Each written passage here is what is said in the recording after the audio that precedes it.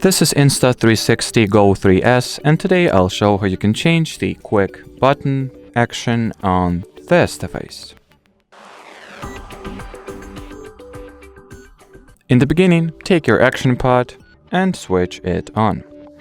Then swipe downwards from the top edge of your display to launch settings, control panel. Then scroll this menu to the second page and launch settings. Now go into the Go 3S button settings,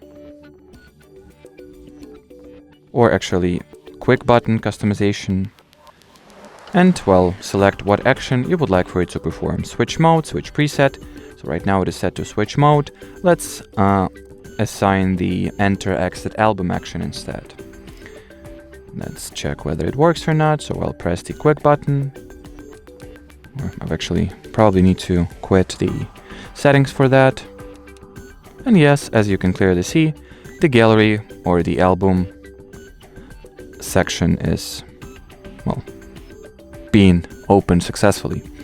And that's how you can customize this button action. That'll be it. Thanks for watching and bye bye.